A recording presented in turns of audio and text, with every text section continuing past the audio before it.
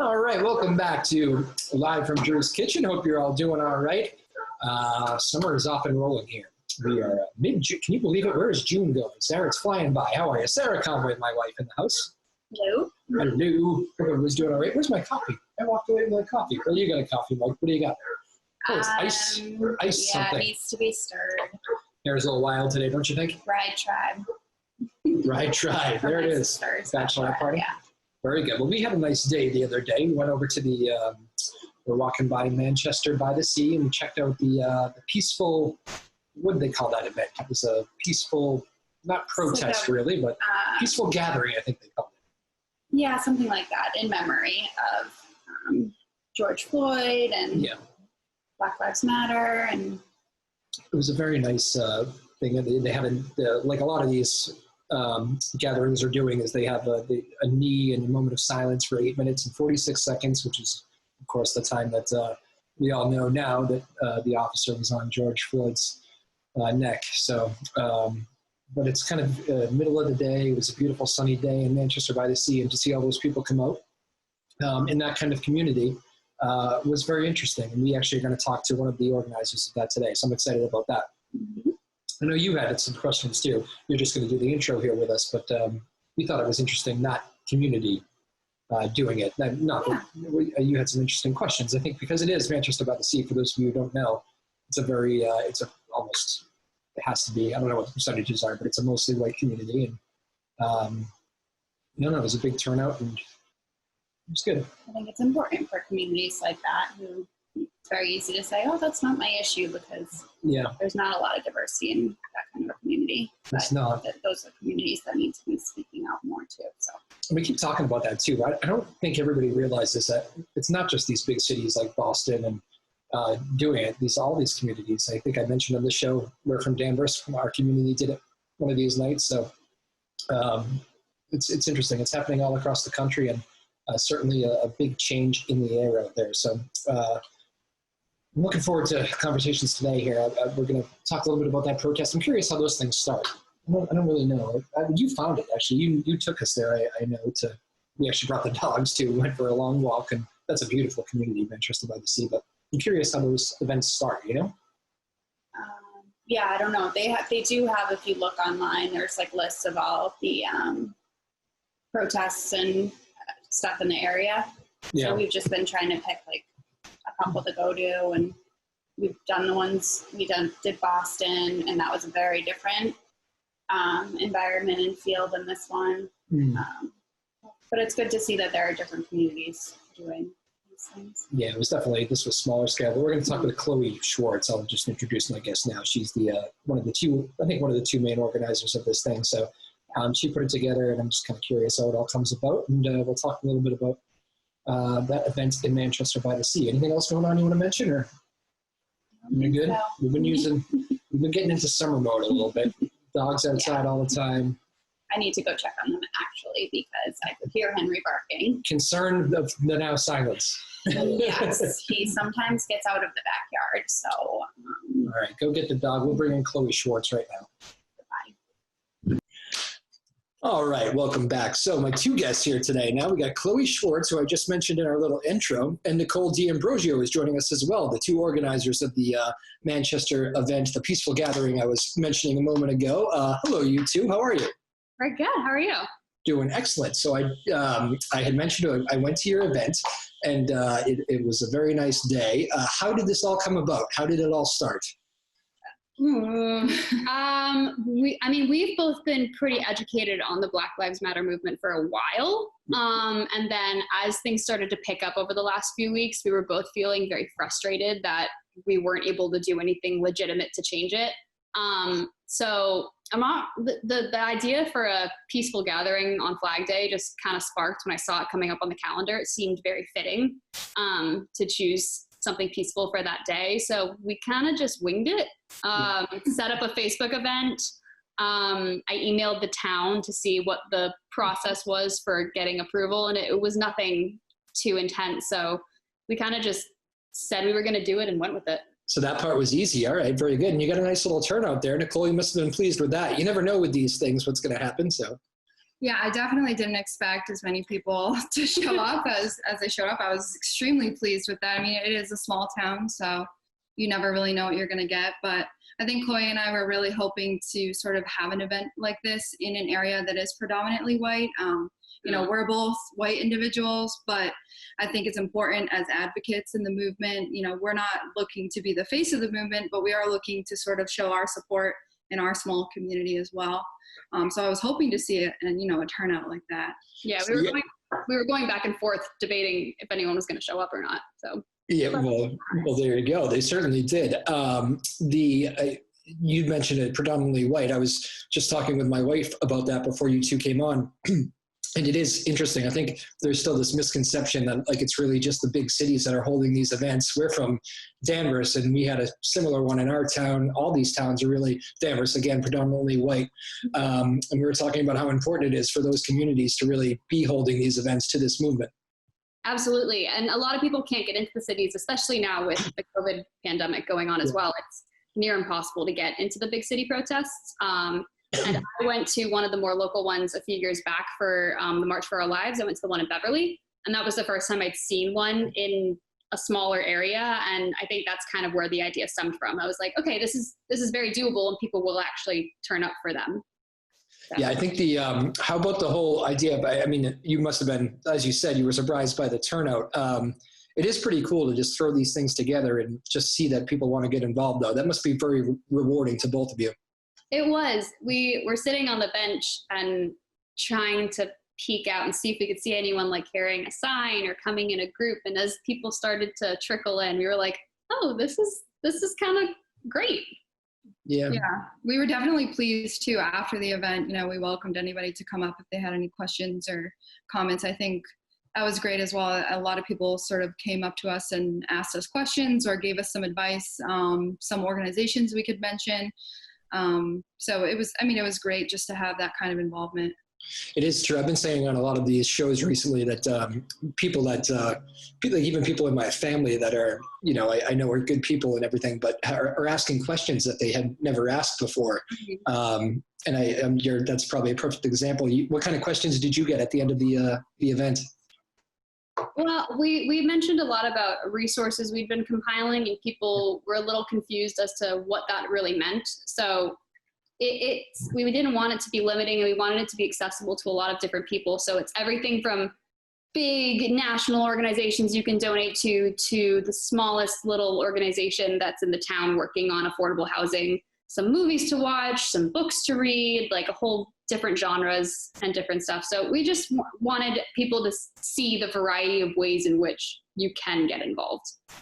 Who came up with the idea? I know I know a lot of the gatherings across the country have been doing the 8 minutes and 46 seconds, you know, whether it be take a knee or moment of silence. You incorporated that into this today.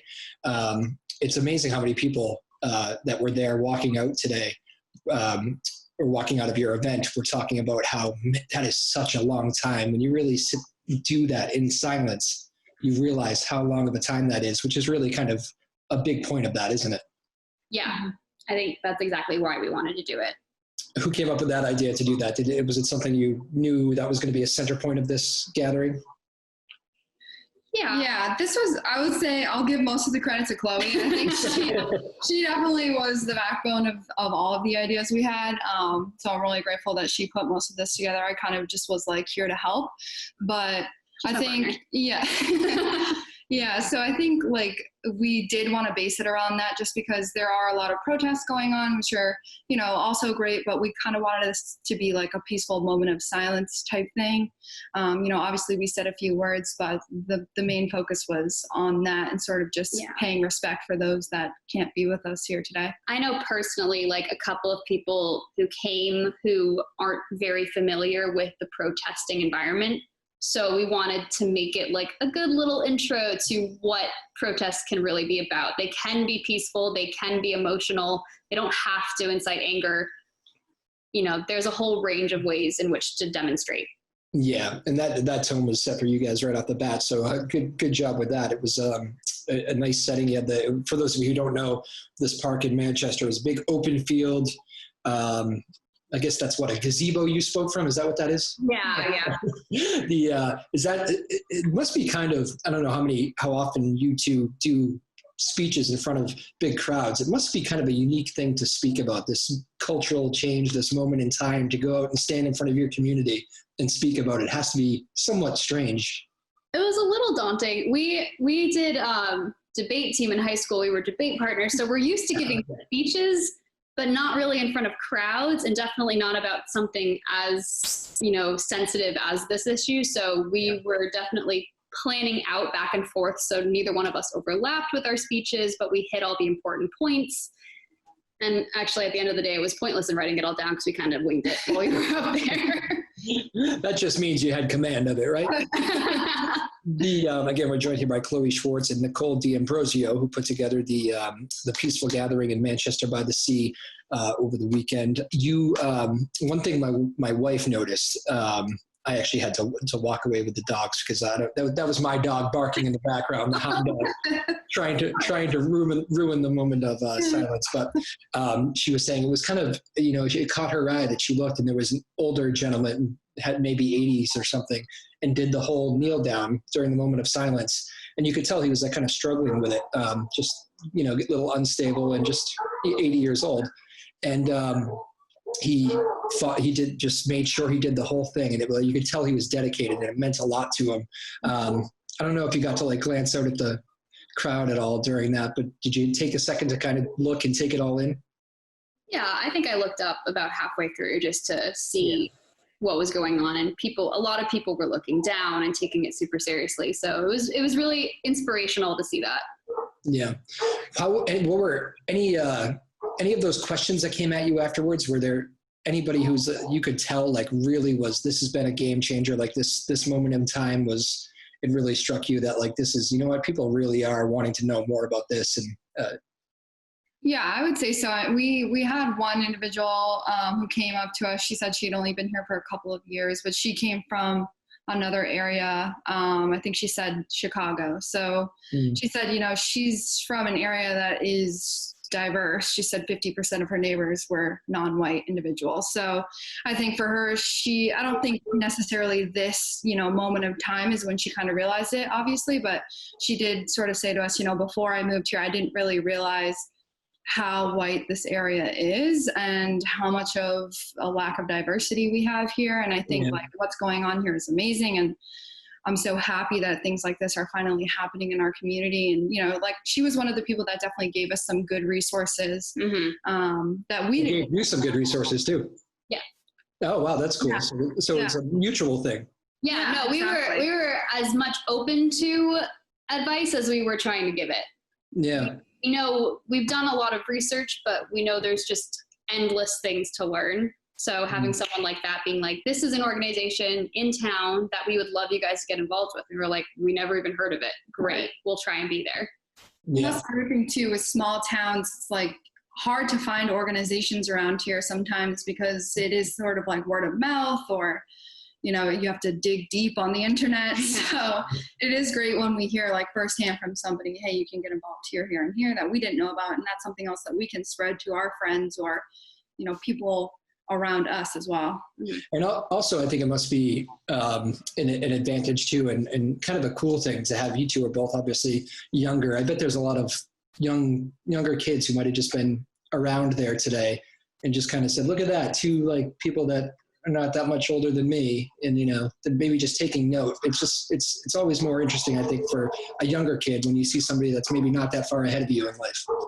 Yeah, no, I think so. I've got a lot of younger siblings, and two of them were there today, and one of them is at the Manchester High School still, and she was really happy to see how many of her friends were responding to her sharing the event and saying, I'm going to go and I'm going to bring my parents, and this is so cool, and I'll see you there. And yeah, it was really nice for me to hear that, but also for her to see that. Yeah, no, that's very cool. And it's funny, my aunt was telling me too, she was like, I had some questions too, and I was saying some things, and I have a younger cousin who's in his young 20s, and he was talking about how my aunt said, yeah, your cousin actually told me some things that I didn't even know. It's interesting to be that kind of generation gap and having a lot of the younger people even teach and explain, and if they have the answers.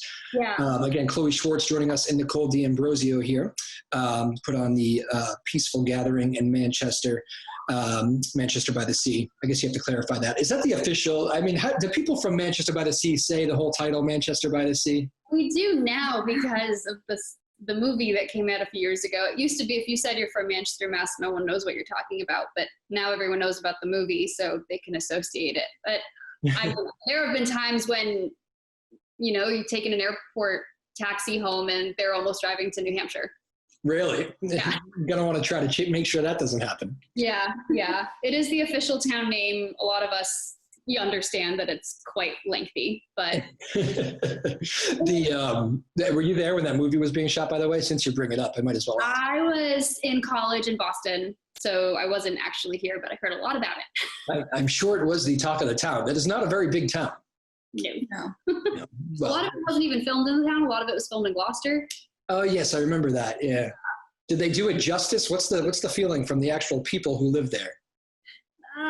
It's kind of a sad movie. Yeah, it's a very sad movie. I haven't seen it. Have you seen it? I've seen it, yeah. I liked it, but I would say it was called Manchester by the Sea, but since most of it was filmed in Gloucester and a lot of it has to do with, fishing, which is huge in the Gloucester culture, I guess you could say. It almost felt like it was more about Gloucester, but yeah, it was more representative. It was a great movie. Gloucester. It was a good movie. I know Gloucester a little. I know I'm from Danvers my whole life, so it felt more Gloucester to me. I would agree with that. Okay, back to the protest.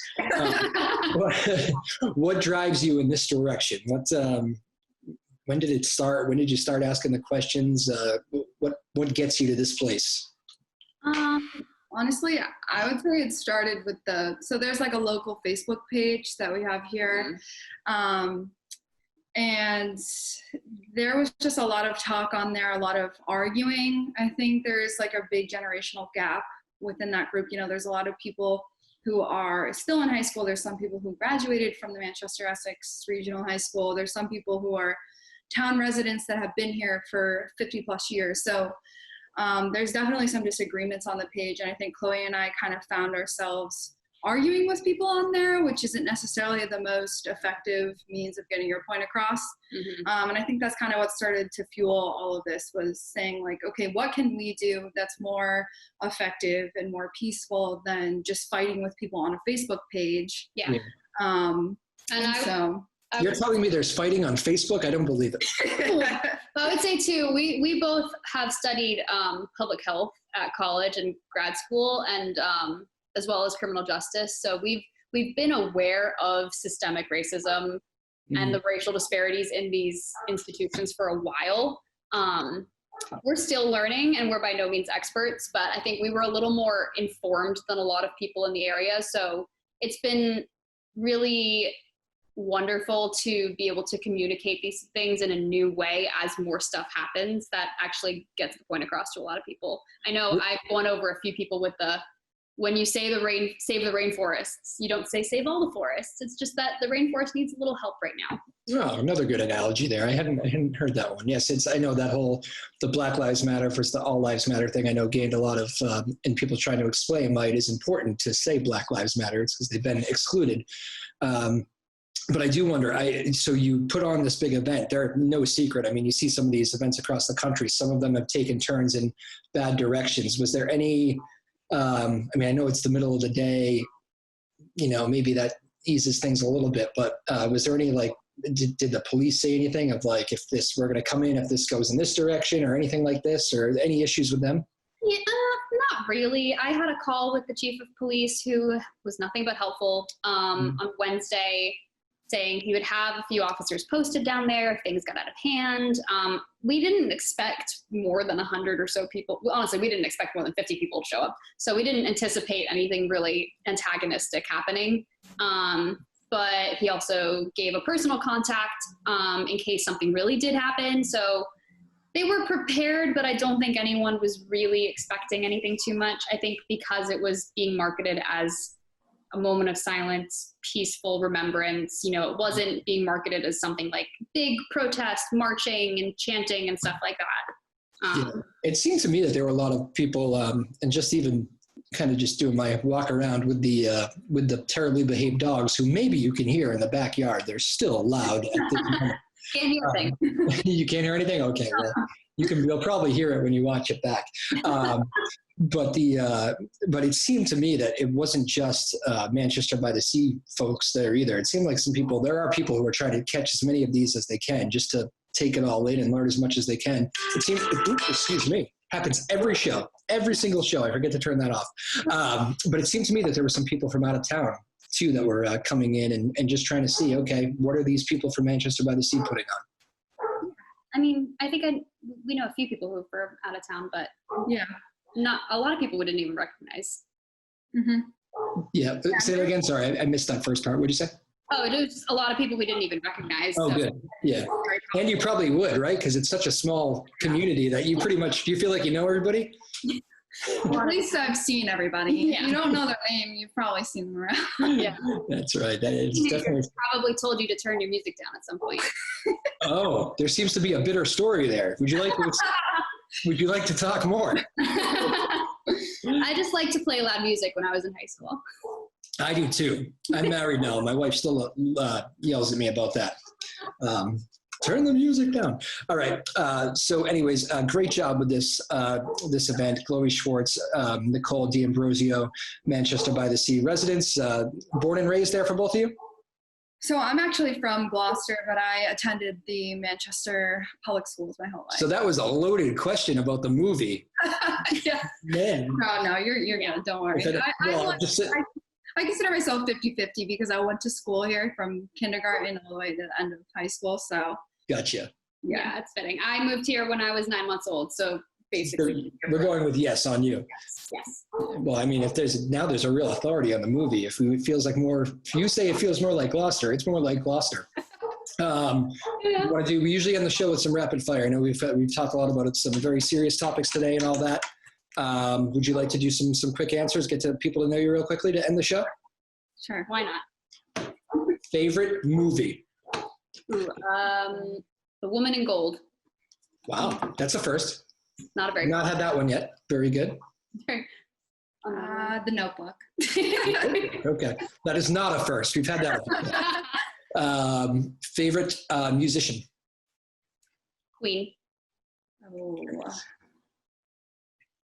I don't Panic at the Disco. Oh, that's my next one. Yeah. Chloe seems a lot faster on the rapid fire, Nicole. Chloe wins in that. Favorite TV show? Shameless. Oh, that's a good one. The Bold Type. Oh, nice. Favorite quarantine activity? Oh, I just started crocheting. What was it? Crocheting. Oh, that is interesting. Not yet. How's that going? Yeah, it's good. It's time consuming. Okay.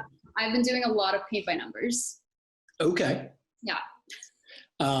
Excellent. And then, all right, would you like to get into the business of organizing these big events, these rallies, these protests? Maybe when the world calms down, you'll be organizing festivals. Is it do you enjoy it or no? I don't know if I would want to do it necessarily full time. I also don't think we're necessarily the authority to do so.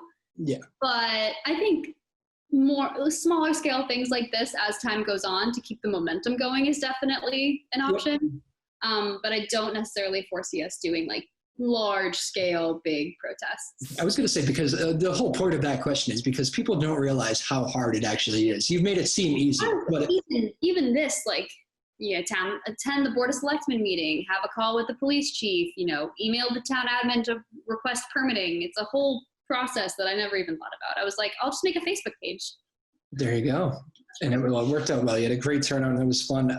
Thank you two so much for coming on. I really enjoyed it. And it was a very nice day. And I thought you two did a very good job. I know you expected maybe, what did you say? Maybe 40, 50 people. And I think you probably got, I don't know how many you got, but you got more than that. I think my mom counted about 100. Your mom was counting? That's fantastic. Well, thank you both so much. Thank you. It was good work, and all the best with all your future endeavors with this movement and also with everything else. So thanks for coming on. Great. Thank you so much. It was great to talk to you. Yeah, absolutely. We'll talk to you again. All right. All right. All right. Bye. Bye. All right, Chloe Schwartz and Nicole D'Ambrosio organized the peaceful gathering, Manchester by the Sea, over the weekend. And Manchester by the Sea, it's a place I hang out a lot in the summertime. We'll just walk through the downtown area, and it's just a nice little hangout. And it was kind of right in the center of town, this park. They put together this event that we just told you about, and like so many of them across the country, the people are coming out to them, and they sure did this past weekend as well. So thank you for those two, Chloe Schwartz and Nicole D'Ambrosio, doing good deeds and putting together good events, and had a lot of good information for people. So that was great. We appreciate them coming on. Good way to kick off the week here with a lot going on in the world. Thursday, we're going to turn to a music show. There's been so many heavy topics in the world lately that we haven't really got back to what has been our roots. It would be weird to be doing music shows every day and not be mentioning all the real issues going on in the world. But we have a music show Thursday, so we're going to dip back into that a little bit. The group Unnamed Colors is going to join us. We have had them on the show, and we used to do it back in the studio before the pandemic. We had them on once, and they were fantastic, and they just released an album. So I'm very excited about that. They've released it in quarantine, coincidentally. So they're going to come on, and I'm really looking forward to seeing the group Unnamed Colors again. So that is Thursday. Tune in for that. Make sure you do it. Big thanks to my wife, Sarah Conway, who was trying to control the dogs out there. They've been crazy as the weather's getting warmer. They were a little loud during the show. I think you could probably hear them quite a bit. But thanks to Sarah Conway at the beginning. My name is Drew Moholland. We'll see you Thursday, all right? Bye-bye now.